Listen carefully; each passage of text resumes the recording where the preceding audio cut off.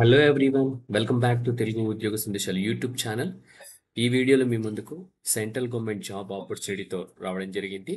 ఎటువంటి ఎక్స్పీరియన్స్ లేకుండా ఆంధ్రప్రదేశ్ తెలంగాణ ప్రతి ఒక్క మేల్ అండ్ ఫీమేల్ అభ్యర్థులు అప్లై చేసుకునే జాబ్ నోటిఫికేషన్ ఇది. జాబ్లో చేరగానే ఆల్మోస్ట్ 1 lakh ప్లస్ శాలరీ ఉంటుంది. Grade A, grade B, grade C క్యాడర్కి సంబంధించిన వేకెన్సీస్ అనమాట. Senior officer related vacancies.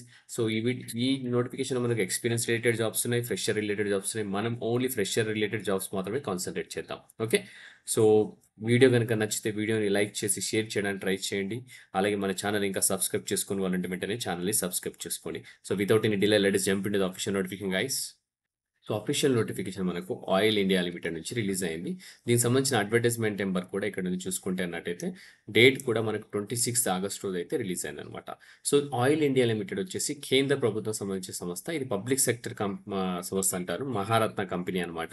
Grade C, grade B, grade ఏకి సంబంధించిన పోస్టింగ్స్ అయితే రిలీజ్ అవ్వడం జరిగింది.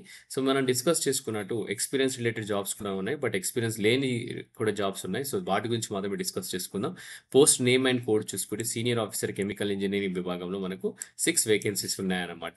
మనకు బేసిక్ పే 60,000 నుంచి 1,80,000 వరకు అవుతుంది. అన్ని కటింగ్స్ కొన్న అకౌంట్లో 1 lakh ప్లస్ శాలరీ వస్తుంది అనమాట. సో మనకు ఏజ్ క్రైటీరియా చూసుకుంటే upper age criteria unreserved category ఈడబ్ల్యూఎస్కి 27 ఇయర్స్, ఓబీసీకి 30 ఇయర్స్, ఎస్సీ ఎస్టీకి 32 ఇయర్స్ అని క్లియర్గా మెన్షన్ చేశారు. సో మనకి education qualification as on 26 September అయితే కట్ ఆఫ్ పరిగణలోకి తీసుకోవడం జరుగుతుంది. Bachelors degree in chemical engineering ఉంటే సరిపోతుంది. మినిమం 4 ఇయర్స్ డ్యూరేషన్ ఉండాలా. దాంతోపాటు మినిమం 65% CGPA ఉంటేనే మీరు ఎలిజిబుల్ అనమాట. Next senior officer civil engineering విభాగంలో మనకు 5 వేకెన్సీస్ ఉన్నాయి. టోటల్గా మనకు వచ్చేసి ఇందులో చూసుకున్నట్టయితే 60,000 బేసిక్ నుంచి 1,80,000 బేసిక్ ఉంటుంది. దీనికి కూడా మనకు unreserved category EWS category age criteria same ఉంటుంది, ఓబీసీ సేమ్ ఉంటుంది, అలాగే ఎస్సీకి కూడా 32 ఇయర్స్ అనమాట. దీనికి కూడా bachelors degree in civil engineering సరిపోతుంది. వీటి మినిమం 4 ఇయర్స్ డ్యూరేషన్ ఉండాలా. 65% CGPA ఉంటే సరిపోతుంది అనమాట. నెక్స్ట్ సీనియర్ ఆఫీసర్ ఎలక్ట్రికల్ విభాగంలో 5 వేకెన్సీస్ ఉన్నాయి. మనకు ఇది పోస్ట్ కోడ్ వచ్చేసి మనకు చూసుకున్నట్లయితే ఇక్కడ 6 అనమాట. నెంబర్ ఆఫ్ పోస్ట్ వచ్చేసి మనకు 6 అనమాట. సో మనకు పోస్ట్ కోడ్ వచ్చేసి 0005 అని క్లియర్గా మెన్షన్ చేశారు. మనకు దీనికి కూడా మనకు సేమ్ ఏజ్ క్రైటీరియా వర్తిస్తుంది, అలాగే బేసిక్ కూడా సేమ్ వర్తిస్తుంది. బట్ డిగ్రీ వచ్చేసి ఎలక్ట్రికల్ ఇంజనీర్ విభాగంలో బ్యాచిలర్స్ డిగ్రీ ఉండాలి, 4 ఇయర్స్, 65% మినిమం అగ్రిగేట్ ఉంటే సరిపోతుంది అనమాట. నెక్స్ట్ సీనియర్ ఆఫీసర్ పెట్రోలియం సంబంధించిన పోస్ట్ కోడ్ PE06, దీనికి ఒక వేకెన్సీ ఉంది. దీనికి వేకెన్సీస్లో మనకు అన్రిజర్వ్ కేటగిరీ మాత్రమే ఉంది. దాని 27 ఇయర్స్ అనమాట మ్యాక్సిమం. సో మనకు 60,000 నుంచి 1,80,000 బేసిక్ ఉంటుంది. దీనికి కూడా bachelors degree in petroleum engineering కూడా సరిపోతుంది. మినిమం 4 ఇయర్స్ డ్యూరేషన్ ఉండాలి, 65% అగ్రిగేట్ కూడా సరిపోతుంది అనమాట. So next vacancy senior accounts officer, senior internal auditor సంబంధించిన వేకెన్సీ 5 వేకెన్సీస్ ఉన్నాయి. AC07 కోడ్ అనమాట. మనకు ఇది associate member of ICAI or ICMI ఉంటే సరిపోతుంది అనమాట. సో మనకు అన్రిజర్వ్డ్ కేటగిరీలో 29 ఇయర్స్ ఉందన్నమాట మ్యాక్సిమం ఏజ్. ఓబీసీ వచ్చేసి 32, ఎస్సీ వచ్చి 34 అని క్లియర్గా మెన్షన్ చేయడం జరిగింది. బేసిక్ పే సేమ్ ఉంటుంది. నెక్స్ట్ సీనియర్ ఆఫీసర్ IT కేటగిరీలో మనకు 3 వేకెన్సీస్ ఉన్నాయి.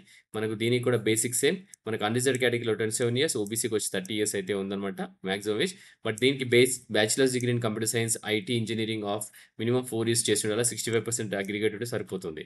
నెక్స్ట్ సీనియర్ ఆఫీసర్ మెకానికల్కి సంబంధించి కూడా మనకు వేకెన్సీ ఉన్నాయి, బట్ చాలా మంచి వేకెన్సీస్ 35 వేకెన్సీ ఉన్నాయి. దీనికి కావాల్సిన డిగ్రీ వచ్చేసి bachelors degree in mechanical engineering ఉండాలి, మినిమం 4 ఇయర్స్ ఉంటే సరిపోతుంది, 65% ఉంటే పరిగణలోకి తీసుకుంటారనమాట. సో నెక్స్ట్ వచ్చేసి మనకు senior officer fire and safety వచ్చేసి మనకు దీనికి కూడా bachelors degree in fire and safety ఉండాలా, 4 ఇయర్స్ డ్యూరేషన్, 65% మ్యాక్స్ ఉంటే సరిపోతుంది. అన్రిజర్వ్డ్ కేటగిరీ వేకెన్సీస్ అయితే ఉన్నాయన్నమాట. 27 ఇయర్స్ మ్యాక్సిమం ఏజ్ అని క్లియర్గా మెసేజ్ చేశారు. ఓకే, సో మనం ఎటువంటి ఎక్స్పీరియన్స్ లేకుండా అప్లై చేసుకునే జాబ్స్ గురించి ఆల్రెడీ డిస్కస్ చేసుకున్నాం. మిగతా అన్ని అయితే ఎక్స్పీరియన్స్ అయితే అవసరం పడుతున్నాయి అనమాట. సో ఇప్పుడు వచ్చేసి మనం సెలక్షన్ క్రైటీరియా, ఎగ్జామినేషన్ ప్యాటర్న్, అలాగే మనకు శాలరీ ఎంత వస్తుంది అన్ని చూసుకున్నట్టయితే ప్రొవిజనరీ సెలెక్టెడ్ క్యాండిడేట్స్ వచ్చేసి para B details of post vacancy essential education qualification already మనం డిస్కస్ చేసుకున్నాం కదా. అప్రాక్సిమేట్ వచ్చేసి గ్రేడ్ సి, బి అండ్ ఏకి వచ్చేసి 1,50,000, 1,20,000, 90,000 అని క్లియర్గా మెన్షన్ చేయడం జరిగిందనమాట. సో అప్లికేషన్ ఫీజు వచ్చేసి మనకు జనరల్ ఓబీసీకి వచ్చేసి 500 రూపీస్ ప్లస్ ట్యాక్సెస్ ఉంటాయి. ఎస్సీ ఎస్టీ పీడబ్ల్యూడీ క్యాండిడేట్స్కి అయితే ఎటువంటి ఫీజు అయితే అవసరం లేదనమాట. నెక్స్ట్ సెలెక్షన్ ప్రాసెస్లోకి వెళ్ళిపోతే కంప్యూటర్ బేస్డ్ టెస్ట్ ఉంటుంది. పారా ఏ అండ్ పారా బి అని క్లియర్గా మెన్షన్ చేశారు. ఎక్సెప్ట్ పోస్ట్ కోడ్ SO17కి మాత్రం కంప్యూటర్ బేస్డ్ టెస్ట్ ఉండదు. Will comprise of computer based test and personal interview అనమాట. ఫేజ్ 1 వచ్చేసి కంప్యూటర్ బేస్డ్ టెస్ట్ వచ్చేసి 100 మార్క్స్ అయితే ఉండడం జరుగుతుంది. వెయిటేజ్ 85% ఉంటుంది. 50% వచ్చేసి క్వాలిఫైయింగ్ మార్క్స్ ఉండాలి అన్రిజర్వ్డ్ కేటగిరీ, అలాగే ఓబీసీ, ఈడబ్ల్యూఎస్. 40% వచ్చేసి మీరు క్వాలిఫై అవ్వాలా ఎస్సీ, ఎస్టీ, పీడబ్ల్యూడీ క్యాండిడేట్స్ అనమాట. ఫేజ్ 2 వచ్చేసి పర్సనల్ ఇంటర్వ్యూ ఉంటుంది. దీనికి 15% అయితే మనకు వెయిటేజ్ ఉండేది 15 marks. So no qualifying marks అని క్లియర్గా మెన్షన్ చేయడం జరిగింది. సో నెక్స్ట్ వచ్చేసి మనకు ఇక్కడ confidential secretary post code CS20 కూడా ఇవ్వడం జరిగింది గ్రేడ్ ఏలో. సో దీనికి సంబంధించి కూడా ఇక్కడ ఒకసారి చూసుకోండి. హిందీ ఆఫీసర్ ఇవన్నీ అది అవసరం లేదు, ఎందుకంటే ఎక్స్పీరియన్స్ సంబంధించిన వేకెన్సీస్ కాబట్టి. సో మనం వితౌట్ ఎక్స్పీరియన్స్ సంబంధించిన వేకెన్సీ గురించి కానీ డిస్కస్ చేసుకుందాం. సో సర్వీస్ బాండ్ కూడా ఉంది. ఎవరైతే జాబ్లో చేస్తారో మినిమం 3 years వర్క్ చేస్తామనైతే ఒక బాండ్ అయితే రాయాల్సి ఉంటుంది. ఇక్కడ చూసుకుంటే selected candidates in grade B in table B will have to execute a bond to serve the company for minimum of 3 years అనమాట date of joining. However service bond is not required for the post code AC07 and SO017 అనమాట. ఈ 2 post కోడ్లకి అయితే service bond అవసరం లేదు. But grade B ఎవరైతే join అవుతారో వాళ్ళందరికీ service bond అయితే చేయాల్సి ఉంటుంది. అది కూడా మినిమం 3 years వర్క్ చేస్తామని చెప్పి. ఓకే, సో పోస్టింగ్లోకి వెళ్ళిపోతే ప్రొవిజనల్ సెలెక్టెడ్ క్యాండిడేట్స్ వచ్చేసి can be posted any of the operational areas offices of oil India limited అని క్లియర్గా మెన్షన్ చేస్తున్నారు. ఓకే, సో ఎక్కడైనా మీకు పోస్టింగ్ ఇవ్వచ్చు ఆల్ ఓవర్ ఇండియా. సో మనకు వచ్చేసి క్యాస్ట్ సర్టిఫికేట్ సంబంధించి క్యాస్ట్ సర్టిఫికేట్ మీకు జతపరచాల్సి ఉంటుంది. ప్రతి ఒక్కటి రెడీ చేసుకుని పెట్టుకోవాల్సి ఉంటుంది. ఓకే, సో మనకు ఆన్లైన్ అప్లికేషన్ వచ్చేసి 26 ఆగస్ట్ స్టార్ట్ అయిపోయింది. లాస్ట్ డేట్ వచ్చేసి మనకు 26 సెప్టెంబర్ వరకు ఇచ్చారు. కంప్యూటర్ బేస్డ్ టెస్ట్ వచ్చేసి 1 నవంబర్ అయితే ఉంటుంది. కట్ ఆఫ్ ఏజ్ ఎవ్రీథింగ్ అన్ని క్వాలిఫికేషన్ రికార్డ్ వచ్చేసి 26 సెప్టెంబర్ అయితే తీసుకోవడం జరిగింది పరిగణనలోకి. ఓకే, సో గైస్ మీకు కావాల్సిన ఇన్ఫర్మేషన్ అయితే ప్రొవైడ్ చేయడం జరిగింది. సో ఇక్కడ చూసుకున్నట్టయితే మీరు ఆన్లైన్లో సబ్మిట్ చేసేటప్పుడు ఏ డాక్యుమెంట్స్ ఏం కావాలనేది కూడా క్లియర్గా మెన్షన్ చేయడం జరిగింది. క్యాండిడేట్స్ వచ్చేసి వ్యాలిడ్ ఈమెయిల్ ఐడితో రిజిస్టర్ చేసుకోవాలా, మొబైల్ నెంబర్తో రిజిస్టర్ చేసుకోవాలా. ఎటువంటి కమ్యూనికేషన్ అయినా కూడా ఈమెయిల్ ఐడికే మొబైల్ నెంబర్కే మీకైతే పంపించడం జరుగుతుందని క్లియర్గా మెన్షన్ చేస్తున్నారనమాట.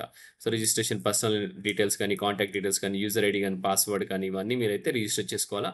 SMS ద్వారా వస్తుంది. సో స్టెప్ 1 వచ్చేసి రిజిస్ట్రేషన్ సైన్ అప్ చేసుకోవాలా. Step 2 registration filing of application ఉంటుంది. తర్వాత మీ డీటెయిల్స్ అప్లోడ్ చేయాల్సి ఉంటుంది. పాస్పోర్ట్ సైజ్ ఫోటోగ్రాఫ్ కానీ, అలాగే సైజ్ కూడా అడ్జస్ట్ చేసుకోవాల్సి ఉంటుంది. దాని తర్వాత మీరు వచ్చేసి non refund application fee 500 rupees అయితే పే చేయాల్సి ఉంటుంది. SC, ST, PWD క్యాండిడేట్ అయితే ఎగ్జామ్టెడ్ అని క్లియర్గా మెన్షన్ చేయడం జరిగింది.